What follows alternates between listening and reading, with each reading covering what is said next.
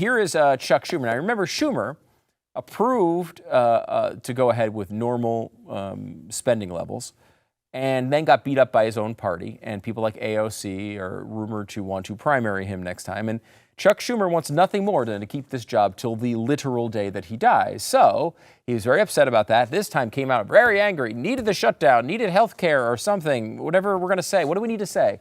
What do we need to say to get through this moment? Well, Chuck came out, and he is very, very angry that these senators, they just folded. And he's so upset about it. Listen to how upset he is. So in conclusion, the contrast between the two parties is crystal clear. Republicans are the party hell-bent on taking people's health care away, all to bow to the billionaire elite and special interests. Democrats are united as the party of lower health care costs and improving our health care system. We will not give up this fight. We will deliver for the American people. I yield the floor. Now, this version of theater is not exactly Broadway. We're at community theater here. This is bad acting with awful, awful, awful, awful actors. And Chuck Schumer is certainly one of them. And I will say his angry, we're going to deliver on health care thing that he tried at the end there did not make the left any happier with him. Senate Democrats just made a huge mistake. This is from The Atlantic. Democrats could have held the line on the shutdown, spent weeks watching Trump's approval ratings fall, while war breaks out between pro-filibuster Republican senators and the president and his loyalists. This would have produced a better and more democratic ultimate outcome. But if you truly believe that Trump poses an existential threat to the Republic, however, this is the kind of ruthless maneuver you would undertake. Trump has already caused and will continue causing horrific outcomes for vulnerable Americans. Democrats may have been more surprised than anybody to discover their shutdown strategy was actually drawing political blood. Their instinct was to withdraw the knife anyway. It's fascinating. If it really, to me, it would seem that if you really thought Trump was an existential threat to the Republic, you wouldn't want the filibuster to go away. Because that just is a stop. It's there's a check, there's balances. This is one of them, a key one, that doesn't let Donald Trump get away with everything that you say he wants to do as a tyrant. But you want that to go away, which is fascinating because that is something that could have happened here. I disagreed with some people on the right that I like who were arguing for a filibuster to go away. I don't want to be the one doing that. Democrats didn't do it. Everyone keeps saying, well, they're going to do it. Well, they might do it. They didn't do it last time. I think holding that line as long as possible, I think is the right thing, frankly. But your mileage may vary on that. House Minority Leader Hakeem Jeffries, in a statement on Sunday night, suggested the bill fails to decisively address the Republican health care crisis. This is just, again, him spouting the same five that he is terrible at this. It is unreal how bad he is. We will not support spending legislation advanced by Senate Republicans that fails to extend the Affordable Care Act tax credits. Of course he will. He won't, but the House will, and it doesn't matter what he thinks because he doesn't have the votes. That's the problem. Gavin Newsom, always looking for more attention for himself. Let's give him some. Tonight's Senate vote on the federal government shutdown should have been a time for strength. Instead, we saw capitulation and a betrayal of working Americans.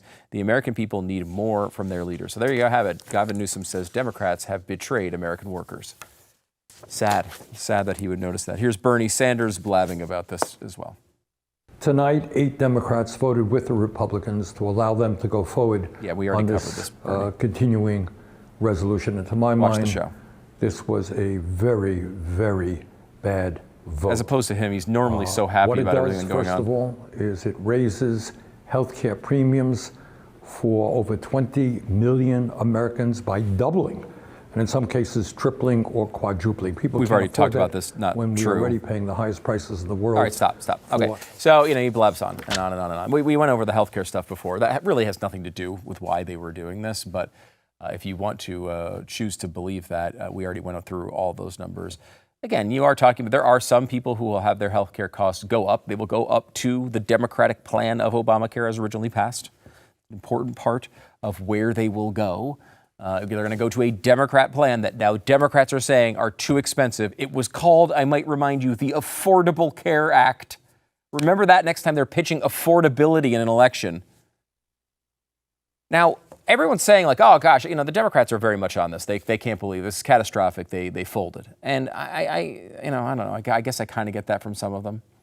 Some of them really wanted the chaos, and why give in to the chaos? At the end of the day, I think this is pretty much consistent with what Democrats wanted. I would tend to agree that they had some specific aims here. They knew they were never going to get hundreds of billions of dollars in health care benefits. Sure, they got Marjorie Taylor Greene and a couple of other Republicans to I guess, fold to that. But generally speaking, you're not going to get much. You're not going to get hundreds of billions of dollars. Donald Trump's not going to approve that.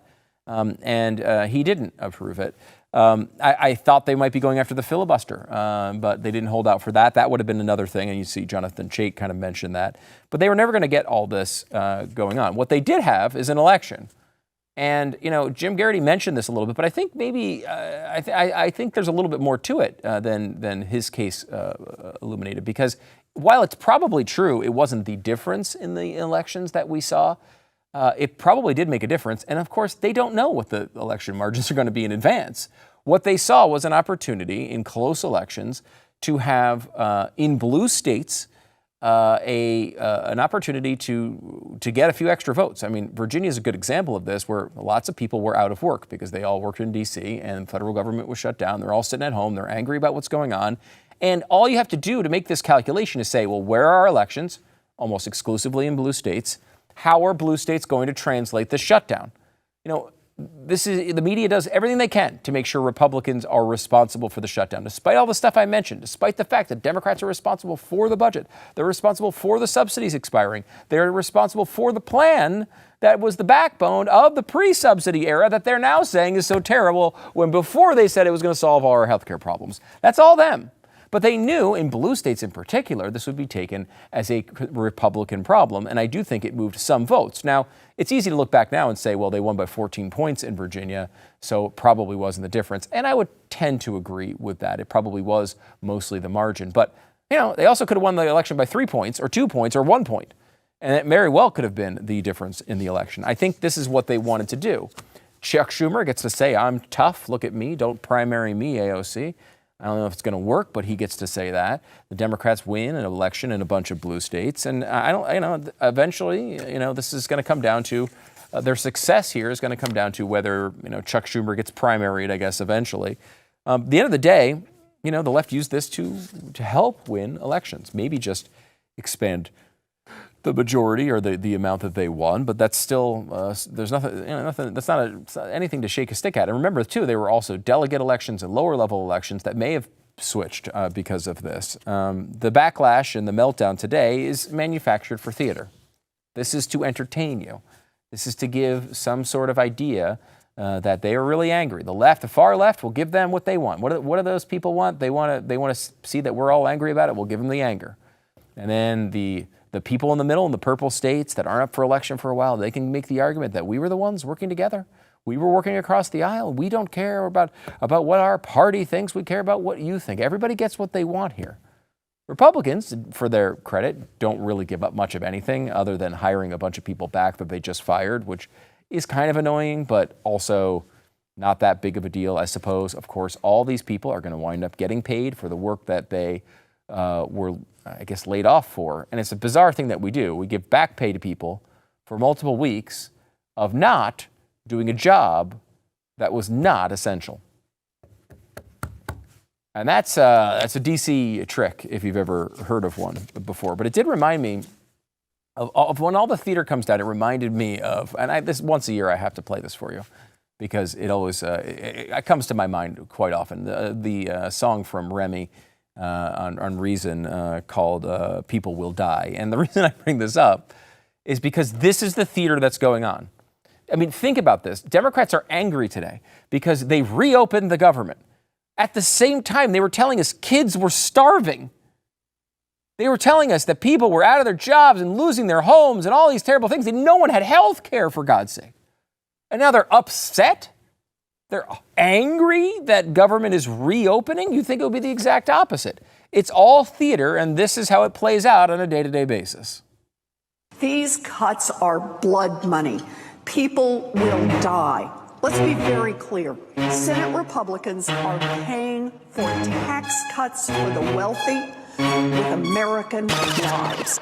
People need kidneys, it's sad but decreed, yet the senator's hoarding one more than she needs. I offer this bill and I hope you'll vote aye, unless of course you just want people to die. Traffic deaths have many crying with fear. Over 30,000 people are dying each year. This modest change I propose must be applied, unless of course you just want people to die. Alcohol deaths are exceeding comparisons. Black people, white people, Native Americans. We need to ban alcohol. It can't be denied, unless of course you just want people to die. Murders are bad. They have no defenders, yet many are committed by repeat offenders. I say lifetime in prison, whatever the crime, unless of course you just want people to die. I don't have a bill or a groan to detail. I just need a short clip from my donor email. Tim, there's blood on your hands. You want people to die. That good? Cool. Tim, dinner at 5? Yeah. The car deaths I mentioned are terrible stuff. Doesn't seem one seatbelt is ever enough. You must vote for my act so that fewer will cry,